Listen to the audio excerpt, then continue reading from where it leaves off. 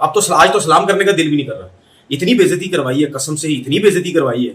अबे भाई छोड़ दो यार, क्रिकेट छोड़ दो, मत खेलो क्रिकेट, छोड़ो, रहने दो क्रिकेट, आप लोगों के काम नहीं है, कुछ और काम करो। But do you really believe, I asked myself a question, but this Pakistan team deserve to be in semi-finals or not? Do they really deserve to be in top 4? I mean, I'm asking you a question as a public. Please tell me. मैं आपके सवाल जवाब पढ़ता रहता हूँ. Again, having said that, मुझे I'm thoroughly disappointed because of the Pakistani. जब आपके अंदर वो फड़क नजर नहीं आती, आपके दिल गुर्दा नजर नहीं आता. लानत पाकिस्तान क्रिकेट के ऊपर।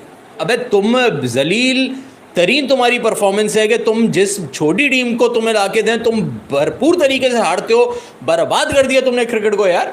ये जो हमारे कोच है माइक हैसन, नो डाउट कि उनके इन डिसीजंस पे बहुत ज्यादा क्वेश्चंस उठ रहे हैं, और जो भी उनकी प्लानिंग थी उसमें हम देख रहे हैं कि काफी ज्यादा लूप होल्स थे।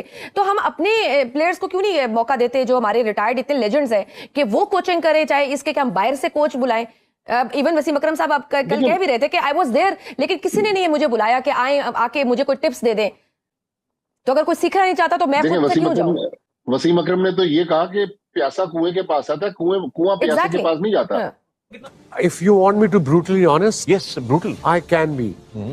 Because हमारे कल्चर में कहते हैं ना, मिट्टी पा दो, रहन दो, अपने बच्चे हैं, क्रिटिसाइज ना करो, वो बड़ा नॉर्मल है हमारे यहाँ ये। बट आई थिंक ये हमारे बेस्ट है।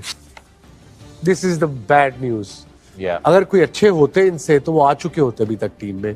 अगर एक दो हैं, अब पाकिस्तानियों को हमें एक नई चीज मिल गई, नया लफ्ज पर्ची। पर्ची इज सिफारिश अपेरेंटली। अब इस लेवल पे तो पर्ची नहीं चलती ना। अब पाकिस्तानी को भी समझाना मुश्किल है कि भैया बस कर दो। अब ये सिलेक्टर, अब हमारे 5-6 सिलेक्टर हैं। It's a complicated situation. कितना बड़ा लेजेंड है कमेंट्री में। वसीम अकरम यहाँ पे रो रहे हैं, मिलिंद पे बैठे लगे हुए थे यार, वो कितने बड़े लेजेंड्स हैं। यहाँ पे वसीम अकरम आपको कितना बड़ा लेजेंड है, वकार यूनुस आपको कितना बड़ा लेजेंड्स है, शेख अख्तर आपको कितना बड़ा लेजेंड्स है। क्या आपकी क्रिकेट थी यार, क्या कहां थे। और ये चंद मेरे मुंह से कोई गलत लफ्ज निकल जाएगा आए और इन्होंने सारी क्रिकेट आपकी। बिल्कुल, इन्होंने क्रिकेट को तबाह बर्बाद कर दिया। पाकिस्तान की क्रिकेट अलग जनाजा निकाल। 7 साल से हम लोग कोई ना कोई लॉलीपॉप देते आ रहे हैं, तो अब लोग भी समझ गए हैं कि अब इस तरफ ना लोग लगा दीजिएगा, ये बातें ना शुरू कर दीजिएगा। और क्रिकेट खेले, अच्छी ना खेले, एक्सेप्ट करें कि हम अच्छा नहीं खेले। बड़े प्लेयर, बड़ी टीमें, जो सिस्टम होते हैं वो एक्सेप्ट करते हैं अपनी गलतियां। तो जब आपने कोई बेहतरी करनी होती है, अपनी गलती को जरूर एक्सेप्ट किया करें। क्या कभी सोचा है कि कोई ऐसा वर्ल्ड कप आए कि हम सुकून से नॉकआउट मरहले में जाएं, सुकून से हम सेमीफाइनल खेलें? मतलब हमारी तो डिमांड टाइटल जीतने की शुरू से नहीं थी। हमारी डिमांड तो ये थी इज्जत से सेमीफाइनल में तो पहुंचे, फिर देखते हैं अपने दिन क्या होता है। मुझे बिल्कुल ख्वाहिश ही अब रहेगी मेरे ख्याल से। नहीं तो टीम तो आपकी जो है ना, आप लोगों की वो हाल करवा रही है कि पूरे पाकिस्तान को बेइज्जत करके रखती है। भाई उनको आता ही नहीं है, उनसे होता ही नहीं है। इसी तरह का मंदिर का एक वो घंटा बने हुए हैं कि जिसका दिल करता है वो आके बजा के चला जाता है आपको, जिसका दिल करता है वो आके टन टन टन हो गया। देखिए वसीम अकरम ने भी क्लियर कट बोला, उन्होंने कहा कि पाकिस्तान टीम वर्ल्ड कप का सेमीफाइनल खेलना डिजर्व भी नहीं करती थी। इसका देखिए जो मोहम्मद आमिर जैसे बॉलर, वसीम अकरम हो गए, मोहम्मद आसिफ हो गए, ये आपको बड़े टाइम के बाद इस तरह के बॉलर्स मिलते हैं जो कि शॉर्ट टोटल भी डिफेंड कर सकते हैं, जिनके बायोमैकेनिक्स बहुत परफेक्ट होते हैं, जो अपनी मर्जी से बॉलिंग कर सकते हैं, बॉल को अपनी मर्जी के साथ चला सकते हैं। ये जो आप बॉलर्स हैं, इन पे काम करना होता है। अगर आपने अननेचुरल बॉलर को नेचुरल बनाना, जिस तरह हमारे आजकल बॉलर्स हैं, इन पे आपको बहुत ज़्यादा एक्स्ट्रा वर्क करना पड़ेगा, मेहनत करनी पड़ेगी। फिर जाके मोहम्मद आमिर या आसिफ को या वसीम अकरम को फिर भी ये कम्पीट नहीं कर सकेंगे। इनके 50% तक ये लोग जा सकेंगे। हम समझते हैं कि हमें बात मिल जाए या वसीम अकरम मिल जाए, इस तरफ ये पॉसिबल नहीं है। आई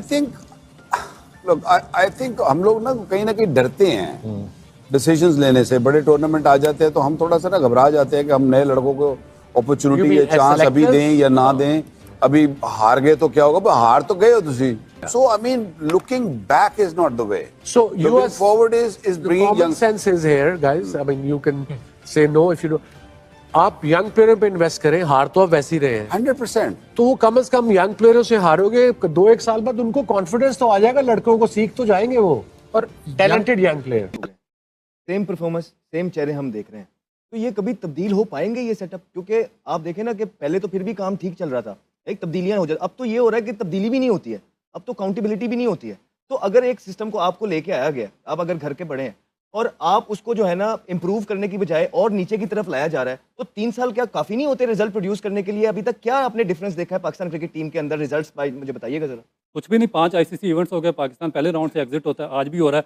लकीली आप अमेरिका से मैच जीत गए आखिरी 2 ओवर्स में, अदरवाइज तो मेरे ख्याल के मुताबिक अगर न्यूट्रली देखा जाए तो अमेरिका ने आपको दोबारा मैच हरा दिया था। कोई शर्म आती है आपको? थोड़ी बहुत आती है कि नहीं? अब इस्ती प्रूफ हो गए हैं सारे इश्यूज जो हैं वो हैं, हम इसी इश्यूज के साथ ही चलते हैं। भाई कोच चेंज हो गया, सिलेक्शन चेंज हो गई, टीम में इस तरह हो गया, फिर जनाब किसी की फॉर्म है नहीं है, कॉम्बिनेशन क्या होगा, ये हमने जब से होश संभाली तब से ही ऐसे ही चल रहा है और ये ऐसे ही चलेगा और इसने ऐसे ही चलते रहना है।